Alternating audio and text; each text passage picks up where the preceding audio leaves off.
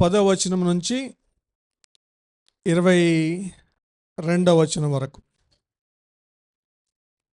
Yes. యాకోబు బేర్షెబా నుండి బయలుదేరి హారాను వైపు వెళ్ళుచు ఒక చోట చేరి ప్రొద్దుగుంకినందున అక్కడ ఆ రాత్రి నిలిచిపోయి ఆ చోటి రాళ్లలో ఒకటి తీసుకొని తనకు తలగడగా చేసుకొని అక్కడ పండుకొనెను.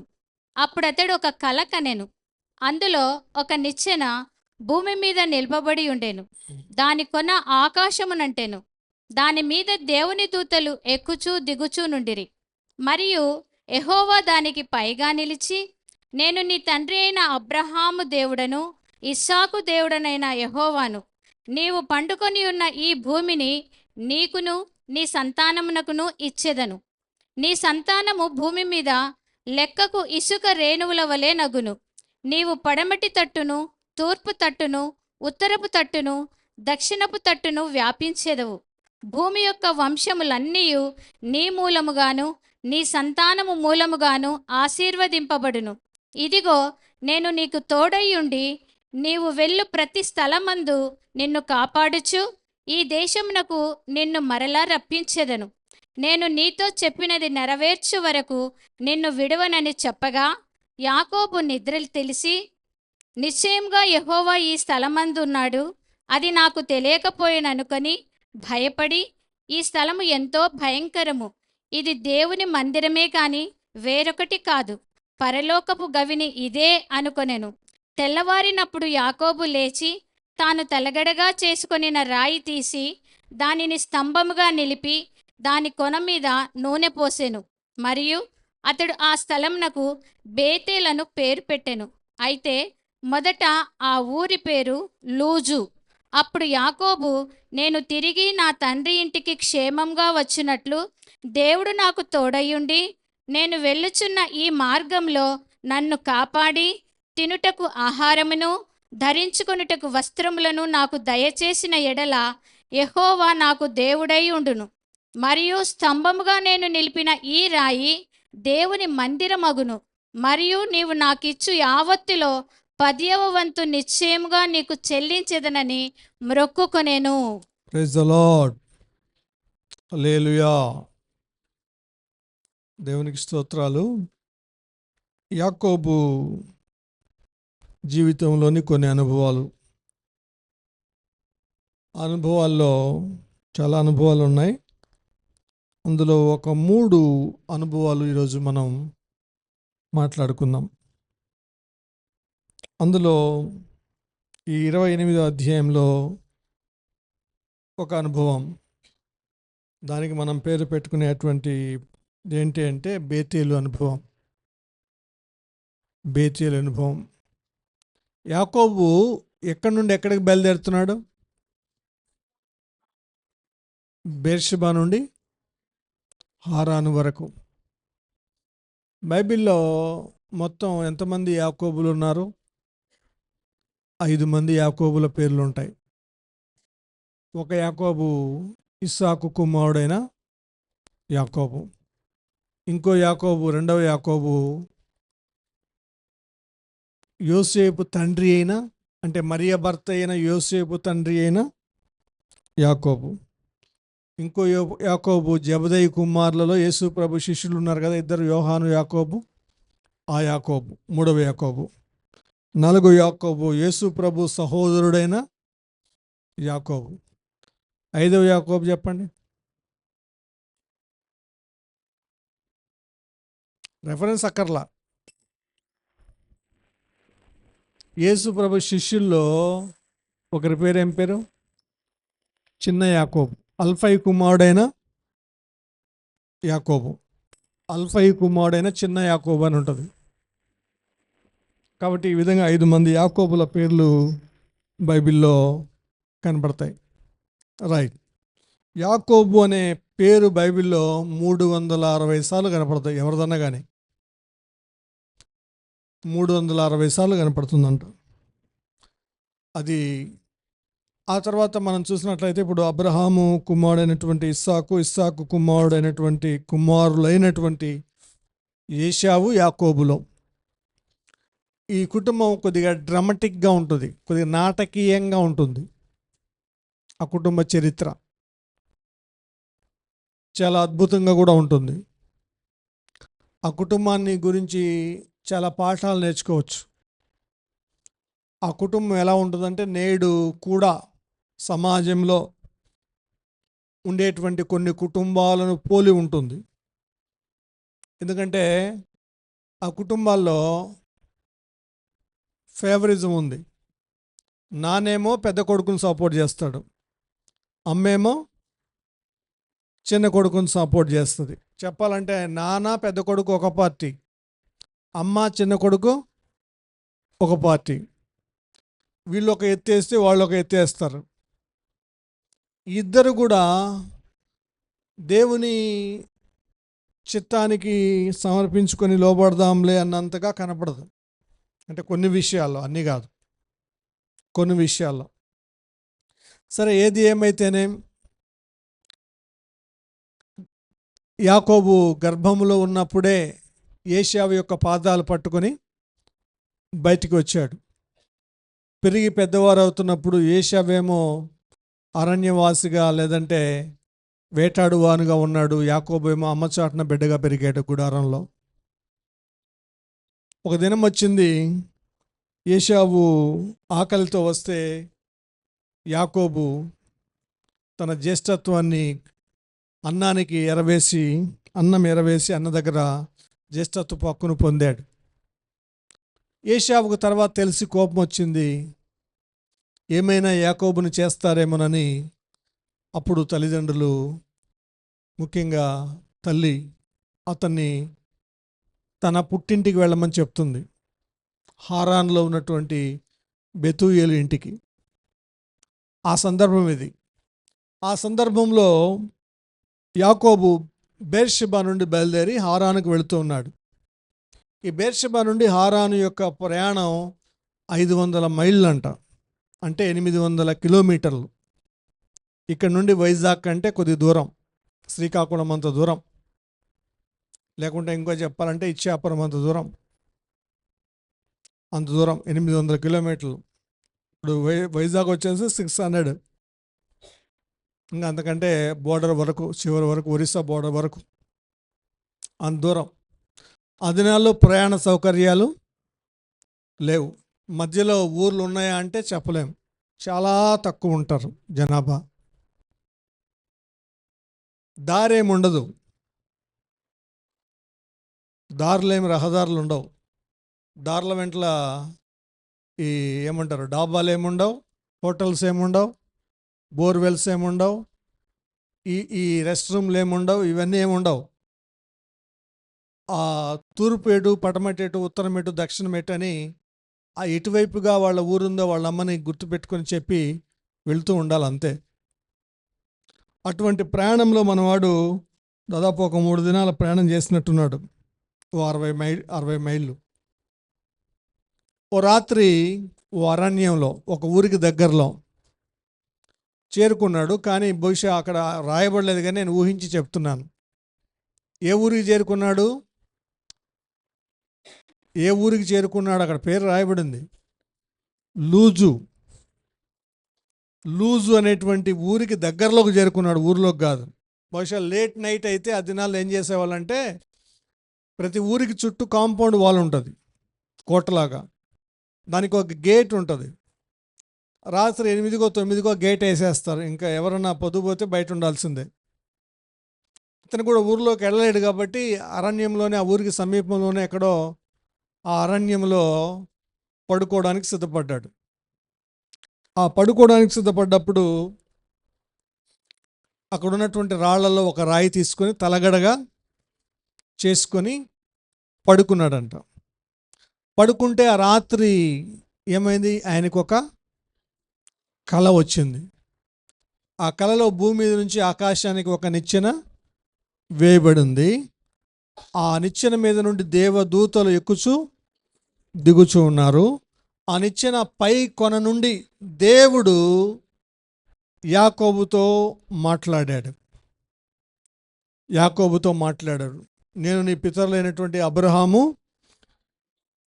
దేవుడను, ఇస్సాకు దేవుడను, యెహోవాను అని తనను తాను పరిచయం చేసుకుని మాట్లాడినట్టుగా చూస్తున్నాం.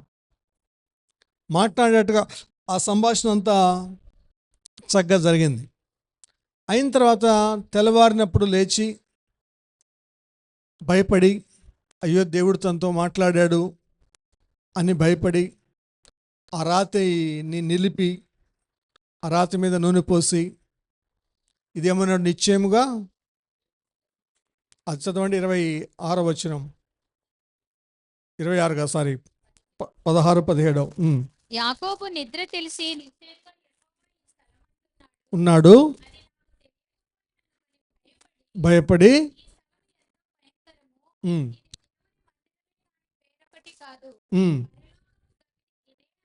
అది పరలోకపు గవిని ఇదే, ఇది దేవుని మందిరమే అనుకున్నాడు.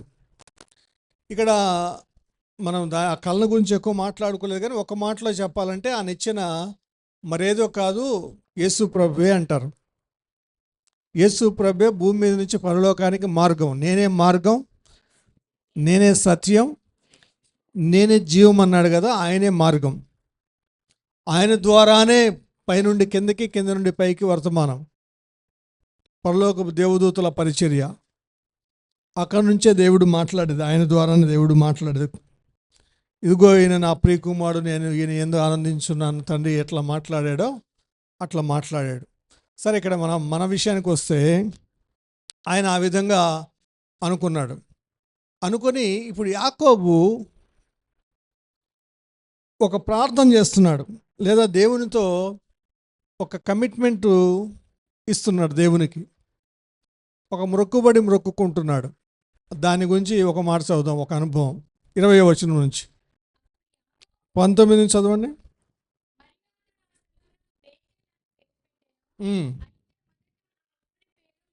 అంతకుముందు లూజ్ అనే ఊరు ఉంది, తర్వాత యాకోబు పెట్టి తర్వాత కాలంలో అది బేతేల్ అయిందంట. తర్వాత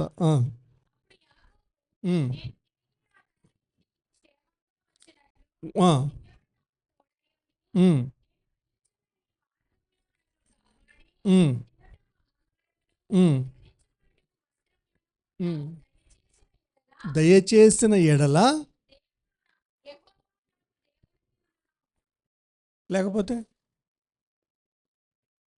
ఇప్పుడు లేకపోతే ఏంటి మరి? ఇప్పుడు యాకోబు అనే పేరుకి ఏంటంటే అర్థం మోసగాడని మనకు తెలుసు, కానీ ఇంకా లోతైనటువంటి అర్థం ఏంటంటే జిత్తులు మారంట. ఏంటి, ఏం మారి? జిత్తులు మారి, ఎత్తులకు పై ఎత్తులు వేసేవాడు, ఎత్తులకు పై ఎత్తులు వేసేటువంటి వాడు జిత్తులు మారి. ఈ ఇంగ్లీష్లో చెప్పాలంటే కన్నింగ్ మ్యాన్. ఈ మనిషి ఏం చేశాడు చూడండి, 20వ వచనంలో చూస్తే, నాకు తోడుగా ఉండి, చదవండి అమ్మ మళ్ళీ. నేను తిరిగి నా తండ్రి ఇంటికి క్షేమంగా వచ్చినట్లు దేవుడు నాకు తోడయ్యుండి. ఏం చేయాలంట? యాకోబుకు దేవుడు తోడై ఉండాలంట తిరిగి రావడానికి. తర్వాత, నేను వెళ్ళుచున్న ఈ మార్గంలో నన్ను తోడుగా ఉండాలి, కాపాడాలి. తినుటకు ఆహారమును, ఏం కావాలి? ధరించుకున్నటకు వస్త్రములను. తినడానికి ఎక్కడే హోటళ్ళు ఉన్నాయి బాబు పెట్టడానికి, కానీ ఏదో ఒక ఊరు రావాలి, అన్నం టయానికి ఆ ఊర్లో వాళ్ళు ఎవరో ఒకరు దయదలిచి అన్నం పెట్టాలి, వస్త్రాలు ఇవ్వాలి. తినుటకు ఆహారం, కట్టుకోవడానికి వస్త్రాలు, తోడుగా ఉండాలి, కాపాడాలి. 4 విషయాలు అడిగి తర్వాత, దయచేసిన ఎడల యెహోవా నాకు దేవుడయ్యుండును. అప్పుడు యెహోవా ఆయనకు దేవుడై ఉంటాడంట. ఒకవేళ ఇవన్నీ ఇవ్వకపోతే దేవుడు కాకుండా పోతాడా కదా? చాలామంది ఏం చేస్తారంటే ఇదే సమస్య. ఇంకా చదవండి అమ్మా. మరియు స్తంభముగా నేను నిలిపిన ఈ రాయి దేవుని మందిరమగును. అంటే ఏంది అర్థం? ఇవన్నీ చేస్తే అప్పుడు నేను వచ్చి మందిరం కడతా. స్తంభముగా నిలిచినటువంటి ఈ రాయి దేవుని మందిరం అవుతుంది. ఇక్కడ దేవుని మందిరం కడతా. చాలామంది ఈ వాగ్దానాలు చేస్తూ ఉంటారు కదా, ఇవి చేస్తాం అవి చేస్తామని. కొంతమంది ఉంటారు దేవునికి, దేవా నువ్వు నాకు ఇస్తే నేను నీకు ఇది ఇస్తాను, మొక్కుకుంటూ ఉంటారు. తర్వాత మొక్కున్నాడు కూడా 22వ వచనంలో, మరియు నీవు నాకిచ్చు యావత్తులో ఉమ్. 10వ వంతు నిశ్చయముగా నీకు చెల్లించదనని అప్పుడు మొక్కుకొనెను. ధర్మశాస్త్రం లేదు, 10వ వంతు కండిషన్ లేదు. కానీ ఎక్కడ నేర్చుకున్నాడు 10వ వంతు? మరి అబ్రహాం దగ్గర నేర్చుకున్నాడు. 10వ వంతు ధర్మశాస్త్రంలోంచి వచ్చింది కాదు, ధర్మశాస్త్రంలో వెళ్ళిపోయింది. పాత నిబంధనలో, ఇప్పుడు కొత్త నిబంధనలో లేదు అంటూ ఉంటారు. సందర్భం వచ్చింది చెప్తున్నా. మార్చి నెల కాబట్టి నెల వీలైతే చెప్తాను ఒకరోజు మళ్ళీ ఫైనాన్షియల్ గురించి. మన స్టేట్ బడ్జెట్ ప్రవేశపెట్టారు కదా మొన్న 28వ తారీఖు. ఎవరన్నా ఒకరు చెప్పండి, ఎన్ని కోట్ల బడ్జెట్? ఒక్కరన్నా చెప్పరే, కరెక్ట్గా చెప్పండి ఫిగర్. ఇంకా కరెక్ట్ ఫిగర్ చెప్పాలి. 3,22,059 కోట్లు. పేపర్ చెక్ చేసుకోవచ్చు, నెట్లో చెక్ చేసుకోవచ్చు. 3,22,059 కోట్లు. ఎడ్యుకేషన్ డిపార్ట్మెంట్కి ఎంత వచ్చింది చెప్పండి? ఎడ్యుకేషన్ డిపార్ట్మెంట్ వాళ్ళు ఈసారి ఎప్పుడు లేనంత బడ్జెట్ పెట్టారు. 34,000 కోట్లు ఎడ్యుకేషన్ డిపార్ట్మెంట్కి. రైట్, సరే, ఒక్కోదానికి కొన్ని కేటాయింపులు ఉన్నాయి. అంటే కొంచెం చూడాలి మనం కూడా, మన రాష్ట్ర స్థితి ఏంటి, దేశ స్థితి ఏంటి, మన కుటుంబాల స్థితి ఏంటి, బడ్జెట్ వల్ల మన మీద ఎంత ప్రభావం పడుతుంది, మనకి లాభమా నష్టమా అనేవి కొన్ని బేరీజులు వేయగలగాలి. రైట్, అంత ఎడ్యుకేటర్స్ కాబట్టి అడుగుతున్నాను. కాబట్టి మన ఫ్యామిలీస్ గురించి కూడా మనం బడ్జెట్ని పెట్టుకోవాలి. రైట్, సరే, ఈయనేమంటున్నాడు? నీవు నాకు సాయం చేస్తే నేను 10వ వంతు నీకు చెల్లిస్తాను అని మొక్కుకుంటున్నాడు. ఇక్కడ పాజిటివ్గా చూస్తే కొన్ని విషయాలు కనబడతాయి. ఇంకొక దృక్పథంలో చూస్తే యాక్చువల్గా యాకోబు యొక్క నెగిటివ్ యాంగిల్ ఎక్కువ కనపడుతుంది. ఇప్పుడు మనలాగా, అందరిలాగా, మనలాగా అంటే మళ్ళీ కోపడద్దు, అందరి మనుషుల్లాగా, సహజమైన మనుషుల్లాగా, లోకంలో కార్నల్ మైండ్ ఉంటే కనుక ఎక్కువ మందికి ఉంటుంది. అంటే సాధారణమైనటువంటి మనుషులు ఏం చేస్తారంటే, దేవుణ్ణి సరిగా అర్థం చేసుకునే వాళ్ళు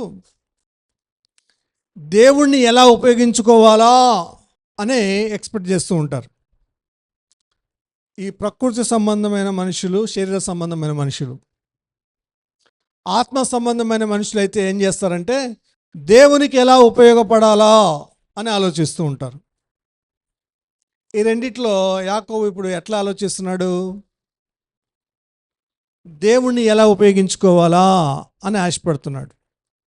నాకు తోడై ఉండి 1, నన్ను కాపాడి 2, అన్నం పెడితే 3, వస్త్రం ఇస్తే 4, ఇవన్నీ ఇస్తే నేను నీకు మందిరం కడతాను, 10వ వంతు ఇస్తాను అని మొక్కుకున్నాడు. యాకోబు యొక్క మొక్కుబడిలో ఏం కనబడతా ఉంది? కండిషన్. యాకోబు యొక్క ప్రేయర్ ఇది. బేతేలు యొక్క ప్రేయర్ అనుకుందాం, బేతేలు ఎక్స్పీరియన్స్. ఈ బేతేలు ఎక్స్పీరియన్స్లో యాకోబు ఏం చేస్తున్నాడంటే కండిషనల్ ప్రేయర్ చేస్తున్నాడు.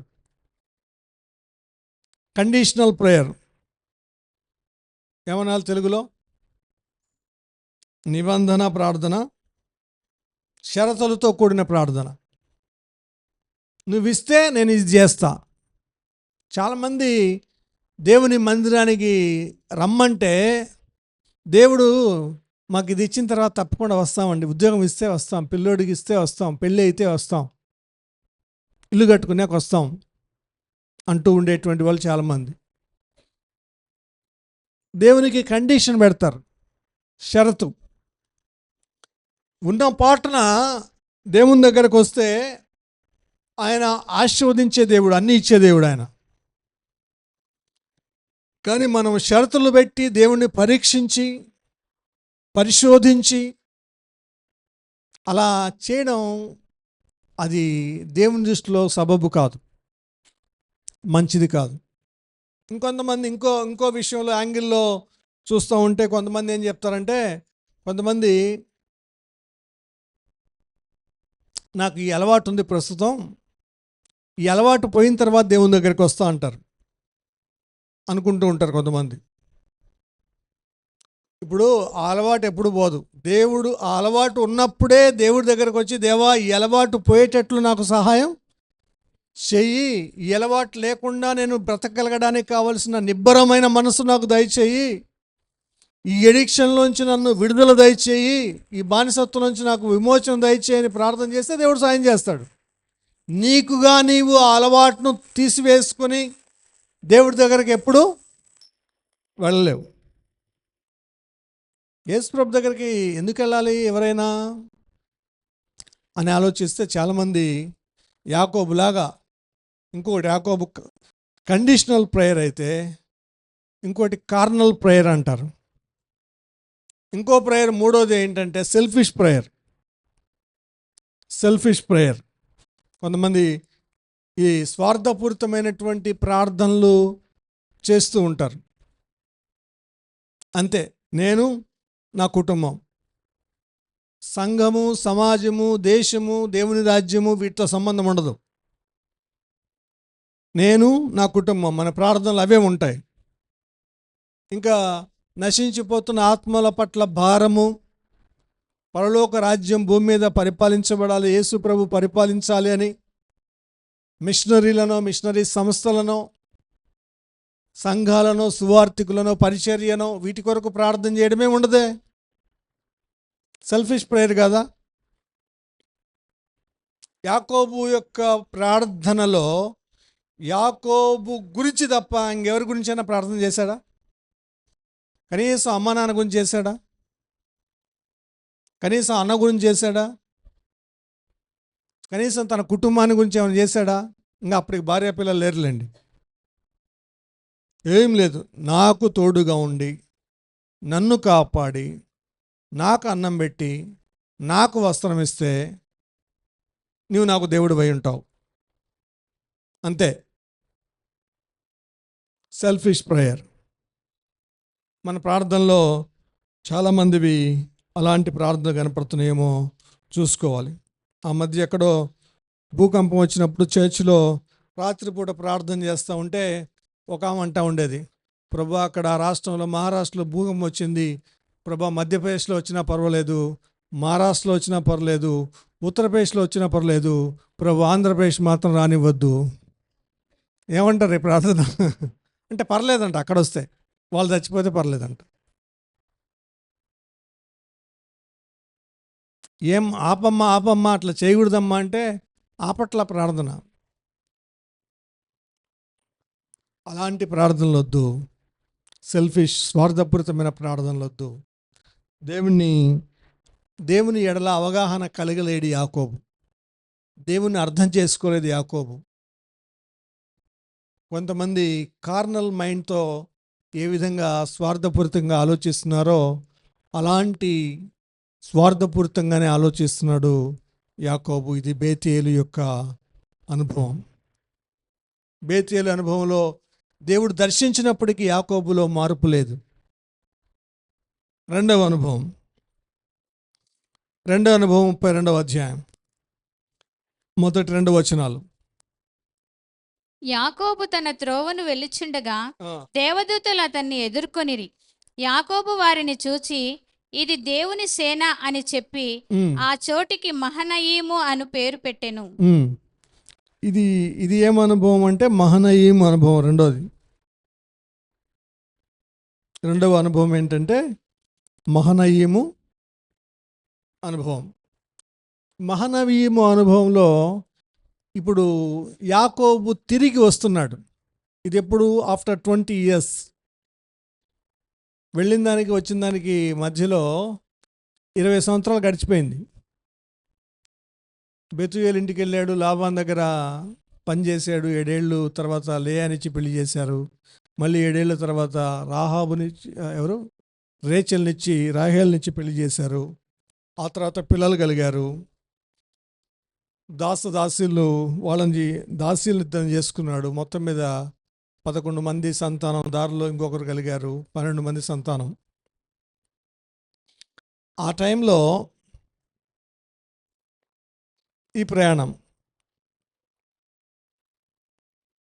అప్పుడు ఈయన ఏం చూశాడంట?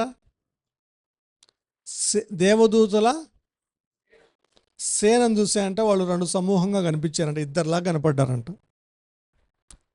కనపడ్డారంట. కొంతమందికి అంటే అక్కడ యాక్చువల్గా చూస్తే అది చాలా లోతైనటువంటి అంశంగా కనపడుతుంది. అక్కడ కింద అర్థంలో ఉంది. పోయినసారి మనం పరమగీతాల మహానయం నాటకాన్ని గురించి చెప్పుకున్నాం. ఎంతమంది గుర్తుందో? సులమ్మతి గురించి, మహానయం నాటకాన్ని గురించి మాట్లాడుకున్నాం. ఇక్కడ రెండు సేనలోనే కింద పుట్టినోట్లో ఉంది. యాకోబు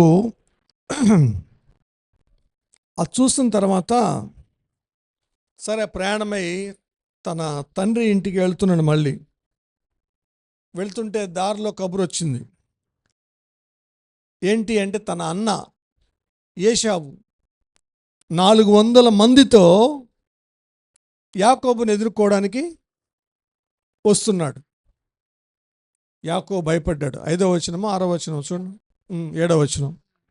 యాకోబు మిక్కిలి భయపడి 6 నుంచి చదవండి అమ్మా. ఆ దూతలు యాకోబు నొద్దకు తిరిగి వచ్చి, మేము నీ సహోదరుడైన ఏశావు నొద్దకు వెళ్ళితిమి, అతడు 400 మందితో నిన్ను ఎదుర్కొని వచ్చుచున్నాడని చెప్పగా, యాకోబు మిక్కిలి భయపడి తొందరపడి ఏశావు ఒక గుంపు మీదికి వచ్చి దాన్ని హతం చేసిన ఎడల మిగిలిన గుంపు తప్పించుకొని పోవుననుకొని తనతోనున్న జనులను మందలను పశువులను ఒంటెలను 2 గుంపులుగా విభాగించెను. అది యాకోబు జిత్తులు మారి అనడానికి ఇది ఒక నిదర్శనం కదా. ఇప్పుడన్నా ఏమన్నా ఇప్పుడు 20 ఏళ్ళు వెళ్ళిన తర్వాత యాకోబుకు దేవుడు భార్యలనిచ్చాడు, పిల్లల్నిచ్చాడు, ఆస్తినిచ్చాడు. దేవుడు గుర్తొచ్చాడా? 20 ఏళ్లలో ఒక్కసారన్నా దేవుడు తలుచుకున్నాడా? తలుచుకోలేదు. దేవుడిని తలుచుకోలేదు. ఏమన్నాడు? నీకు అది చేస్తా ఇది చేస్తా అన్నాడు, 10వ వంతు చెల్లిస్తా అన్నాడు. చాలామంది మొక్కుతూ ఉంటారు అట్లే, నామకార్థపు మొక్కుబళ్ళు, నిలకడలేని మొక్కుబళ్ళు,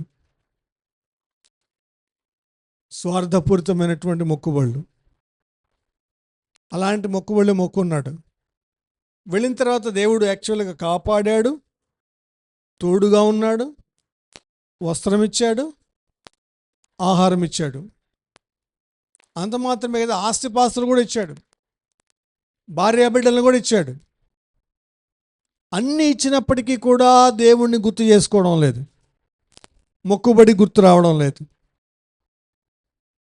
సరే, ఇక్కడ దేవుడు ఏం చేశాడు? దేవుని సైన్యమైనటువంటి సేనను దేవుని సేన కనబరిచి, ఒకవేళ అట్లన్నా జ్ఞాపకం చేసుకుంటాడేమో, దేవుని సైన్యము దేవా పంపించి నాకు సహాయం చేయమని అడుగుతాడేమోనని మహనయము సేనను యాకోబుకు చూపించాడు దేవుడు.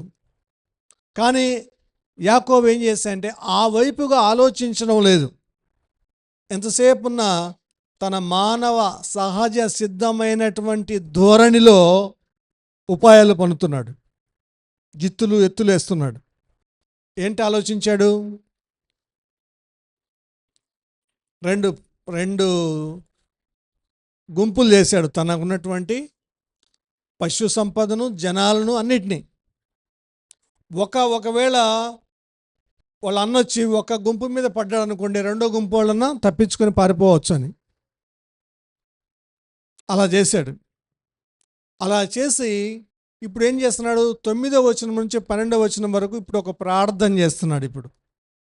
ఇప్పుడు దేవుడు గుర్తొచ్చాడేమో. ఆ ప్రార్థన చదవండి ఒకసారి. 32వ అధ్యాయం 11వ వచనం. 22 9వ వచనం. అదే 9 నుంచి 12 వరకు ఉంటుంది. అప్పుడు యాకోబు, నా తండ్రి అయిన అబ్రహాము దేవా. ఇప్పుడు అంటున్నాడు చూడండి. అంతకుముందు ఎప్పుడన్నా అన్నాడా? ఇప్పుడేమో నా తండ్రి అయినా అబ్రహాము దేవా, నా తండ్రి అయిన ఇస్సాకు దేవా, నీ దేశమునకును నీ బంధువుల యొద్దకును తిరిగి వెళ్ళుము, నీకు మేలు చేసేదని నాతో చెప్పిన యెహోవా, నీవు నీ సేవకునికి చేసిన సమస్తమైన ఉపకారములకును సమస్త సత్యమునకును అపాత్రుడను. ఇప్పుడు అంటున్నాడు, నేను అపాత్రుడను. నేను యాక్చువల్గా పాత్రుడిని కాను, నేను అర్హుణ్ణి కాను. ఇంకో మాటలు చెప్పంటే I'm not deserved for what you have done in my life. ఈ కనీసం ఈ జ్ఞానం అన్న వచ్చింది. ఇక్కడ కొద్దిగా జ్ఞానం పెరిగినట్టుంది దేవుడి దగ్గర, దేవుడి విషయంలో. ఏమైతే నువ్వు చేసావో నిజంగా నేను వాటికి పాత్రుడను కాను. ఎంతమంది చెప్పగలరో? ఇది అందరూ మన జీవితాల్లో నిజానికి మనం అందరము కూడా దేవుని యొక్క కృపను పొందుకుంటున్నాం. దేనికైతే అర్హులము కాదో ఆ అర్హత దేవుడు మనకి ఇస్తున్నాడు. మనము పరలోకానికి అర్హులముగా మనం చేసిన పాపానికి, కానీ ఉచితంగా పరలోకానికి అర్హులుగా చేస్తున్నాడు దేవుడు. కిరీటాలకు అర్హులంగా, సింహాసనానికి అర్హులంగా అయినా అర్హులుగా చేస్తున్నాడు. దాన్ని బట్టి మన జీవితంలో ఎంత కృతజ్ఞత పెరగాలి, ఎంతగా దేవుని సన్నిధిలో అంటు కట్టబడిన జీవితం, సమర్పణ జీవితం, తగ్గింపు జీవితం, అంకిత భావంతో ఉన్న జీవితం ఉండాలి. అలా కాకుండా యాకోబులాగా బేతేలు అనుభవం లాగా ఉంటే ఇబ్బంది. బేతేలు అనుభవానికి మహానయీం అనుభవానికి కొంచెం తేడా కనపడతా ఉంది. కొంచెం దేవుడు దగ్గర కొంచెం యథార్థత కనపరుస్తున్నాడు. అది నాటకీయంగానా, అది నిజంగానా, తర్వాత వచనాలు చూస్తే అర్థమవుతుంది. చదవండి. అపాత్రుడను ఎట్లనగా నా చేతి కర్రతో మాత్రమే ఈ యోర్దానును దాటి తిని, ఇప్పుడు నేను 2 గుంపులై తిని. నా సహోదరుడైన ఏశావు చేతి నుండి దయచేసి నన్ను తప్పించుము. అతడు వచ్చి పిల్లలతో తల్లిని నన్ను చంపునేమో అని అతనికి భయపడుచున్నాను. నేను నీకు తోడై నిశ్చయముగా మేలు చేయుచు విస్తారమగుట వలన లెక్కింపలేని సముద్రపు ఇసుక వలె నీ సంతానము విస్తరింపజేయుదునని సెలవిచ్చితివే అనెను. అది దేవుడిచ్చిన వాగ్దానాలు బాగానే గుర్తు చేస్తున్నాడు, కానీ తాను దేవునికి ఇచ్చిన వాగ్దానం విషయం ఏమైనా చెప్తున్నాడా? దేవుడు తన తాతకో తనకో తన తండ్రికో ఇచ్చిన వాగ్దానాలు బాగానే గుర్తున్నాయి, కానీ తాను దేవునికి ఇచ్చిన మాట ఏమన్నా గుర్తుందా? మనం కూడా అంతే. చాలాసార్లు ఏం చెప్తామంటే వాగ్దానం, బైబిల్లో వాగ్దానం, ఈ సంవత్సరం వాగ్దానం ఎత్తిపట్టుకు నువ్వు చెప్పావు కదా అంటుంటాం. ఆపదల సమయంలో మనం దేవునితో కొన్ని చెప్పింటాం. నేను ఈ విధంగా నడుచుకుంటాను, ఈ విధంగా జీవిస్తాను, ఇప్పటి నుంచి పాపం చేయను, ఇప్పటి నుంచి తప్పు చేయను, ఇప్పటి నుంచి అబద్ధం ఆడను, ఇప్పటి నుంచి మోసం చేయను, ఇప్పటి నుంచి కళ్ళతో పవిత్రంగా చూస్తాను, ఇప్పటి నుంచి పరిశుద్ధంగా మాట్లాడతాను, ఇప్పటి నుంచి పవిత్రంగా జీవిస్తాను, ఇప్పటి నుంచి దశంభాగం చెల్లిస్తాను, ఇప్పటి నుంచి సువార్త చెబుతాను, ఇప్పటి నుంచి నమ్మకంగా ఉంటాను, ఇప్పటి నుంచి సాక్షిగా ఉంటాను, ఇప్పటి నుంచి ప్రార్థన చేస్తాను, ఇప్పటి నుంచి రోజు వాక్యం చదువుతాను, ఇప్పటి నుంచి ప్రతి వారం చర్చికి వెళ్తాను, ప్రతి నియామక కూటికి వెళ్తాను. ఇలా ఎన్నో చెప్పుంటాం. ఏదో 1, 2, 3, 4 అన్నీనో. అవన్నీ ఎప్పుడైనా గుర్తొస్తున్నాయా? అవి గుర్తుకు రావాలి. అవి గుర్తుకొస్తే ప్రభువా ఇవి విషయంలో నేను చేయలేదు, నన్ను క్షమించండి, ఇప్పటి నుంచి చేస్తాను అని చెప్పొచ్చు. కానీ ఇక్కడ కూడా రెండోసారి కూడా ప్రార్థనలో యాకోబు ఏం చేస్తున్నాడు? దేవుని మాటలనే కోట్ చేస్తున్నాడు, కానీ తాను దేవునికి ఇచ్చిన మాటలను గుర్తు చేసుకోవడం లేదు. తర్వాత చదవనమ్మా కంటిన్యూగా. అతడు అక్కడ ఆ రాత్రి గడిపి తాను సంపాదించిన దానిలో తన అన్నయ్యైన ఏశావు కొరకు ఒక కానుకను అనగా ఇప్పుడు చూడండి, ఇది ఇంకో జిత్తు, ఇది ఇంకో ఎత్తు, ఇది జిత్తులో మారి ఎత్తు ఏంటి?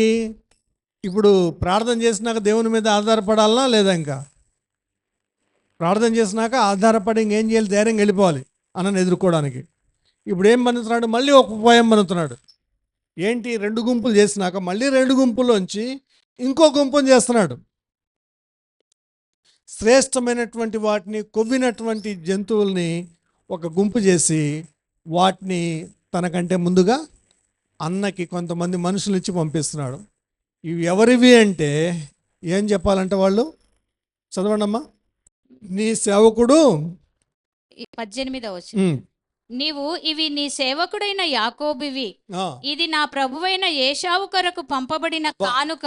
ఎంత ఎత్తులు మారి కదా! ఇవి నీ సేవకుడైన యాకోబు అంట, నా ప్రభువైన ఏశావుకు పంపిన కానుక. ఇప్పుడేమైనా సేవకుడు అయ్యాడు, ఆయనేమో ప్రభు అయ్యాడు. అవసరం. ఆపద మొక్కలోడు అంటే మనోడే. అంటే ఉపాయం ఉండొద్దని నేను చెప్పట్లే, కానీ ఉపాయం అవసరమే, కానీ దేవుని మీద ఆధారపడడం అంతకంటే ఎక్కువ అవసరం. వివేచన కలిగి ఉండడం తప్పేం లేదు, ఉపాయం కలిగి ఉండడం తప్పేం లేదు. అదే సమయంలో దేవుని వాగ్దానం కూడా జ్ఞాపకం చేసుకోవడం మంచిది కదా. అలా ఉపాయాన్ని కలిగినటువంటి వాడు ఇంకా దేవుని మీద సంపూర్ణంగా ఆధారపడకుండా తన స్వంత ధోరణిలో కొనసాగుతున్నటువంటి వాడు యాకోబు. ఇది మహనయీము అనుభవం. మూడవ అనుభవం ఇదే అధ్యాయంలో. ఇప్పుడు మొదటిదేమో బేతేల్ అనుభవం, రెండవదేమో మహనయీము యొక్క అనుభవం, మూడవది ఏంటంటే పెనూయేలు అనుభవం. 30వ వచనంలో ఉంటుందిలేండి పెనూయేలు అని. దానికంటే ముందు స్టోరీ మనకు తెలిసి 21వ వచనం నుంచి చూస్తే 22వ వచనం చదవండి. ఆ రాత్రి అతడు లేచి తన 2 భార్యలను, తన 2 దాసీలను, తన 11 మంది పిల్లలను తీసుకొని యబ్బోకు రేవు దాటిపోయాను. యాకోబు వారిని తీసుకొని ఆ ఏరు దాటించి తనకు కలిగినదంతయు పంపివేశాను. యాకోబు ఒక్కడు మిగిలిపోయాను. ఇప్పుడు ఎన్ని గుంపులు పోయాయి? 2 గుంపులు ఏం చేశాడు? ఆ 2 గుంపులోంచి ఏరి ముందు ఒక గుంపు పంపించాడు కానుక. అన్ని గుంపులు దాటిపోయాయి, అందరూ వెళ్ళిపోయారు. భార్యలు వెళ్ళిపోయారు, పిల్లలు వెళ్ళిపోయారు, దాసి జనం వెళ్ళిపోయారు, ఆస్తి అంతా, జంతు సంపద అంతా వెళ్ళిపోయింది.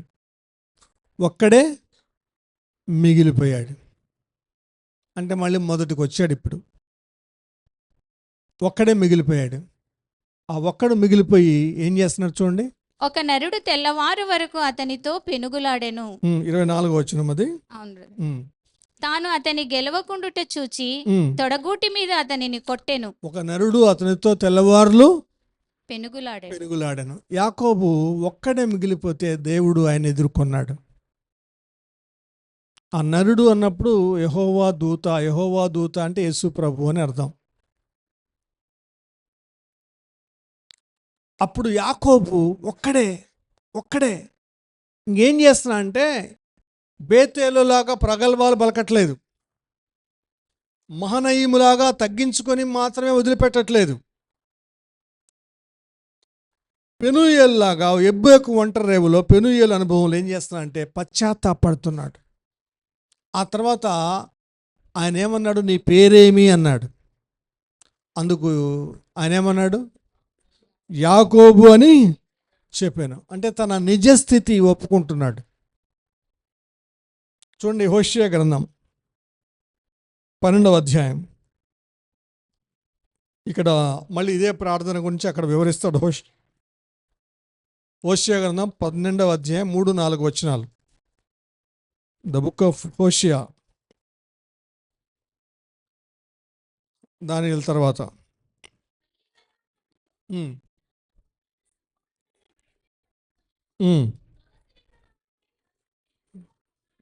దేవునితో పోరాడనిది ఇక్కడ. అతడు దూతతో పోరాడి జయమొందెను. ఎలా పోరాడాడు అంటే అతని పోరాటంలో ఏముందయ్యా అంటే బలం కాదు. చాలామంది అనుకుంటారు శరీర బలంతో పోరాడారేమో అని. దేవుని ముందు శరీర బలం పనికొస్తుందా? యాకోబు యొక్క శరీర బలం దేంతో పోరాడాడు యాకోబు అంటే మొదటిది ఏంటంటే కన్ఫెషన్, పశ్చాత్తాపం, తగ్గింపు, కన్నీళ్ళు, బ్రతిమలాడుకోవడం. కన్నీళ్లతోనూ అమ్మ చదవండమ్మా. కన్నీళ్లు విడిచి అతని బ్రతిమాలను, కన్నీళ్లు విడిచి బ్రతిమిల్లాడి పోరాడాడు. ఆ బ్రతిమిలాటలో, ఆ పోరాటంలో యాకోబు తగ్గింపు ఉంది, యాకోబు పాపపు ఒప్పుకోలు ఉంది, యాకోబు పశ్చాత్తాపం ఉంది. ప్రభువా నిజమే, బేతేలులో మొక్కుకున్నాను, నెరవేర్చలేదు, క్షమించండి. మహనయీములో తగ్గించుకున్నాను కానీ సమర్పించుకోలేదు, మీ మీద ఆధారపడలేదు, క్షమించండి. అయ్యా మా తండ్రిని మోసం చేశాను గుడ్డివానిగా, క్షమించండి. మా అన్నను మోసం చేశాను, క్షమించండి. మా మామను మోసం చేశాను, క్షమించండి. నా జీవితమే మోసపూరితమైన జీవితం, క్షమించండి. అయితే నీవు నన్ను ఆశీర్వదించితే కానీ నేను నిన్ను పోనివ్వను. ఉడుంపట్టు పట్టుకున్నాడంట ప్రభువుని. ఎంత ఈ ఈ ఈ దీంట్లో ఏం కనపడుతుందంటే యాకోబు యొక్క పశ్చాత్తాపంతో పాటు యాకోబు యొక్క పట్టుదల కనిపిస్తుంది. దేవుని చేత ఎలాగైనా దీవించబడాలి అనే పట్టుదల. ఈ రోజుల్లో ఆ పట్టుదల మనకుంటే మనం ఖచ్చితంగా దేవుని చేత దీవించబడతాం. దేవుడు మనుషులను కలుగు చేసిన తర్వాత చెప్పిన మొదటి మాటే యెహోవా వారిని ఆశీర్వదించిన, ఎట్లనగా మీరు ఫలించి అభివృద్ధి పొంది విస్తరించి భూమి నింపిదాని ఏలుడి అన్నాడు. కాబట్టి ఆశీర్వదించాడు. భూమి మీద ఉన్న ప్రతి మనిషిని దేవుడు ఆశీర్వదించాలనే దేవుని యొక్క ఇష్టం. మనం ముఖ్యంగా దేవుని నమ్మినటువంటి పిల్లలమైనటువంటి మనల్ని దేవుడు దీవించాలనే. కానీ ఆ దీవెనలు మనం పొందట్లేదు అంటే మనలో ఎక్కడో తగ్గింపు లేదు, మనలో ఎక్కడో ఒప్పుకోవాల్సిన పశ్చాత్తాపంలో ఒప్పుకోలేదు, మనలో కన్నీళ్ళు లేవు, మనలో బ్రతిమలాటలేదు, మనలో పశ్చాత్తాపం లేదు, మనలో పట్టుదల లేదు, మనలో దేవుణ్ణి సరిగా అర్థం చేసుకోలా. బేతేల్లో అర్థం చేసుకోలా, మహానయములు అర్థం చేసుకోలా, పెనూయేల్లో అర్థం చేసుకున్నాడు దేవుని గురించి.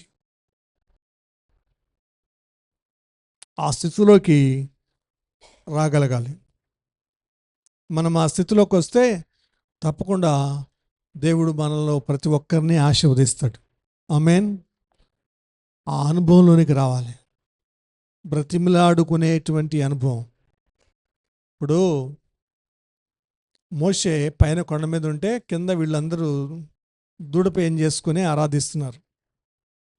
దేవుడు చెప్తే మోషే దిగొచ్చాడు. మోషేతో దేవుడు ఏమన్నాడు, నువ్వు పక్క తప్పుకు వీళ్ళందరినీ ఒక క్షణంలో కాల్ చేస్తా అన్నాడు, నిన్ను గొప్ప జనముగా చేస్తా అన్నాడు. ఎన్నో అధ్యాయం 32 నిర్గమ, 32వ అధ్యాయం నిర్గమ. అందులో మోషే ఏం చేస్తా అంటే 11వ వచనం బ్రతిమాలుకొని అనే మాట కనపడుతుంది. మోషే తన దేవుడైన యెహోవాను బ్రతిమాలుకొని. ఎవరి కోసం? ఇశ్రాయేలు కోసం. ఇక్కడ యాకోబు తన కోసం బ్రతిమలాడుకుంటున్నాడు, మోషే ఇశ్రాయేలు కోసం బ్రతిమలాడుకుంటున్నాడు. ఆమేన్, హల్లెలూయా. అలా బ్రతిమలాడుకునే వాళ్ళు కావాలి ఈ రోజుల్లో. దేవుని కొంతమంది ఆజ్ఞాపిస్తారు, కమాండ్ చేస్తారు, ఇచ్చేయి అది చెయ్యి అని. సర్వశక్తుడైన దేవుడు, ఎలియాన్ మహోన్నతుడైన దేవుడు ఆయన బ్రతిమలాడుకుంటే ఆయన ఎటువంటి కార్యమైనా చేయక మానడు. ఓసారి మనష్షే అనే రాజును పట్టుకొని చితకబాది తీసుకెళ్ళి బబులోన్లో పెడతారు. అప్పుడు ఆయన దేవుడైన యెహోవాను బ్రతిమలాడుకుంటాడు. 2వ దినవృత్తాంతాలు 33వ అధ్యాయం, 2వ దినవృత్తాంతాలు 33వ అధ్యాయం వచనం కొద్దిగా చూడాలి. 12, 13 వచనాలేనా? 12 నుంచే ఉంది. అతడు శ్రమలో ఉన్నప్పుడు తన దేవుడైన యెహోవాను బతిమాలుకొని. తన దేవుడైన యెహోవాను బతిమాలు. ఈ అనుభవం కావాలి. శ్రమలో ఉంటే ఏం చేయాలి మనం? బతిమాలు. దేవుడైన యెహోవాను బ్రతిమాలుకొని తన పితరుల దేవుని సన్నిధిని తను తాను బహుగా తగ్గించుకొని బతిమాలుకున్నాడంట. తగ్గించుకొని ఆయనకు మొరలిడగా ఆయన అతని విన్నపములను ఆలకించి యెరూషలేమునకు అతని రాజ్యంలోనికి అతని తిరిగి తీసుకొని వచ్చి నుంచి మళ్ళీ తీసుకొచ్చేసాడు యెరూషలేముకి. ప్రైజ్ ది లార్డ్, హల్లెలూయా. కాబట్టి ఆ స్థితిలోకి రాగలగాలి. అటువంటి పశ్చాత్తాప అనుభవంలోనికి మనం వస్తే, చాలామందికి యేసుప్రభువుని నమ్ముకున్నాం, పాపాలు క్షమించేసాడు, అయిపోయింది అనుకుంటాం. కానీ తగ్గింపేది మన అవిధేయత గురించో, మన నిర్లక్ష్యం గురించో, మన సోమరితనాన్ని గురించో, మన అనాసక్తత గురించో, మన అపరిశుద్ధత గురించో, మన వ్యర్థమైన మాటల గురించో దేవుని దగ్గర తగ్గింపు, ఒప్పుకోలు, ప్రార్థనేవి.